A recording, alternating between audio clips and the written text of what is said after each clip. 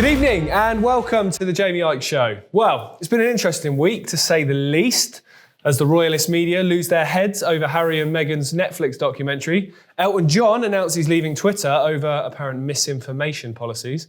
That's the same Elton John who made an NHS video urging fans to get the vaccine that was lied about from day dot. Did he apologise for that? I don't think so.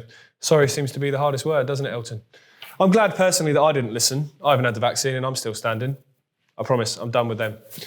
While these two stories are going on and many others fill the press pages and column inches, there is in fact a story going on the other side of the world in the country of New Zealand that should terrify every single parent to their core. If we allow this to become a precedent, then we are no longer in control of the safety and destiny of our children. I am of course talking about a case many of you will be familiar with of baby Will. Will is a 4-month-old baby who required heart surgery, which would have meant him needing various blood transfusions. His parents made the absolutely reasonable and correct request that he be given unvaccinated blood. Now, even if you believe the COVID vaccine is the best thing ever, as I'm sure most of you watching this show don't, you can't argue with the fact that it's not being advised for children, particularly babies. So therefore, why would you give the blood of a vaccinated adult to a 4-month-old baby? The parents shouldn't have even had to ask. It should have been common practice. Well, obviously, their request was perfectly reasonable in any circumstances. I mean, to compare, would you want to be given the blood of someone who's HIV positive? Well, no. So what's the difference? Obviously, the hospital refused the parents' request, despite admitting they had stocks of unvaccinated blood. On top of that, as the story gained some traction in New Zealand, many other unvaccinated people came out offering their blood to baby Will. Despite all of this, the hospital continued to refuse. Why would they do that? Very simple question, and I'm sure it has a very sinister answer. The story then took an even darker turn when the courts granted the hospital guardianship over baby Will. He was snatched from his mother while she was breastfeeding and kept away from both parents. His mother was pleading with 2 police officers, as you can see in this video, to be allowed to comfort him as he was distressed. And allow the baby to sleep or have his pre-op checks before a surgery that's scheduled and that can't be changed. Well, it can be changed. I think, so baby needs as much rest as possible so that he can... Excuse me, what are you doing? Yeah. No, don't do that, boys. Hey, don't do it. Please don't. Please don't. Hey, Now we're talking about the surgery. you guys are criminals. You are criminals. You are conducting a criminal act here. So with the pre-op check, it needs to happen before the surgery. Hey, it won't happen tomorrow. we've been talking to you like rational people, and now you just remove. You guys. You are criminals. You. You guys. Hey, guys, move out. Move out the way. You guys are acting like criminals. You are acting like criminals. All of you are criminals. Hey guys, calm down, please. You are criminals. You are a criminal. You are a criminal. You are a criminal, and so are you. And so are you. Can you guys just give them some space, please? You are a criminal. Okay, You will not be part of the surgery tomorrow.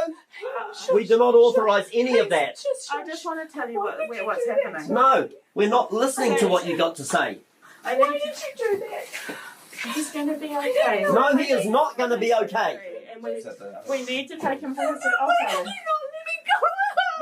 We need to take him and we need to do You the are workup. criminals. You will be able to see him after the surgery. You We're gonna guys take him are to the criminals. surgery. You are going to be recorded in the annals of time as criminals who come in here and take babies from their mothers. We need to be able to do the test. Do you understand that? Do you guys are even listening to me? Do you understand that you have just kidnapped a baby from its mother without the consent of their parents? You guys have got to understand that you're criminals. Yes, and we need to do the surgery. And But you can't just take my baby like that. You guys are criminals. You've got to realise that you are now involved in a criminal action. Did you not see his eyes?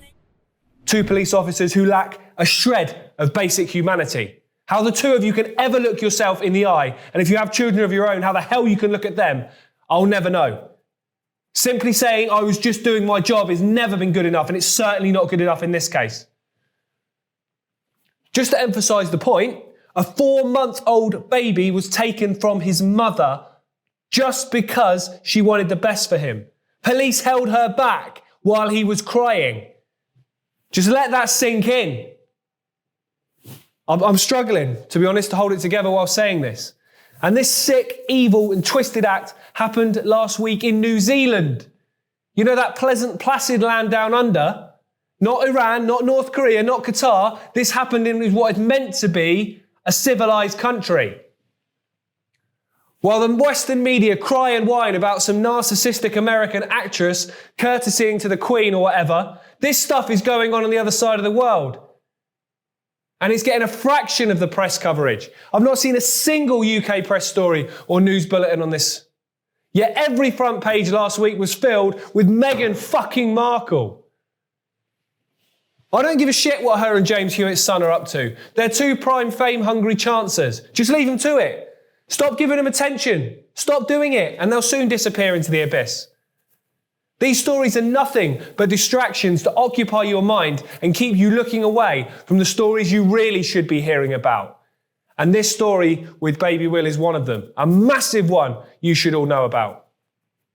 He has since had the surgery required, and some rumours that have been coming out of New Zealand suggest that because the case gained quite a bit of traction in the country, to be fair, that he was in the end given unvaccinated blood, as the authorities were too scared of the backlash should anything happen to him if he was given the vaccinated blood. Now, this isn't verified information, but I think in this case, and in the case of his parents, they and we need to hold on to the hope and belief that that is what happened. And if it is what happened, then it shows the power of saying no, of standing up for your rights.